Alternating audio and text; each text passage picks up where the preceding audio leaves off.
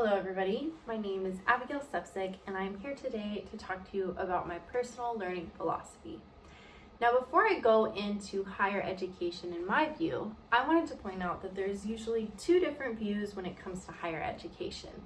Now the first one is that of a more traditional view, and I see that as more sort of a utilitarian take to the purpose of education.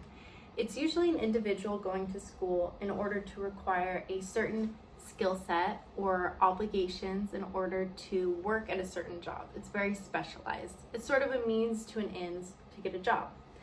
The second is that of more of a liberal arts view of education. And that means that sometimes school is just a means. There might be an end such as vocation, but it's usually for personal growth and societal good in the world. I think that both of these views have their pros and cons, and I think that they are both valuable. And I think that my learning philosophy and teaching philosophy could fit well into both of these.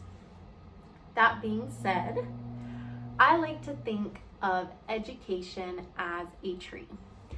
Me as a teacher, I see myself as a gardener, and each tree has a different set of needs. Some of those trees need more sunlight, some need more water, etc.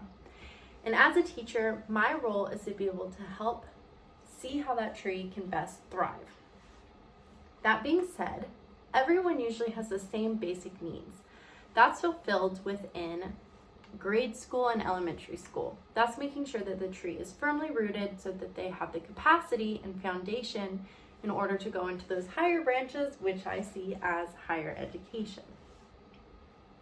Now, I believe that there are three important values that I stand upon. The first is that of curiosity. Now, I believe that curiosity within the classroom is one of the best ways to create critical thinking.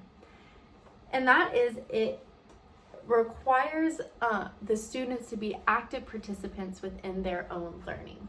Now, seeing that, creating a safe learning environment for students to feel like they can ask questions and that they won't be made fun of or any of those things is really important. Once they see themselves as being able to engage within the classroom, I think that's extremely important.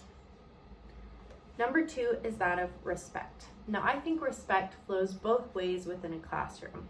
I've thought a lot this week about sort of the natural hierarchy that's established within the classroom. Sometimes it's from age, sometimes it's credibility, etc. For adult learners, it's very different because sometimes you could even be the same age as your students. But I think that establishing myself as a credible teacher is very important in order for students to respect me. Now, I want to also mutually respect my students as well and realize they come from a diverse background with different experiences than I have, and they also have something to offer within the classroom. Number three is that of empathy. Now, I believe so strongly in the human element of teaching. Now, I remember when I was a student, I had a very, very difficult time for so many different reasons. And as a teacher, I want to honor that.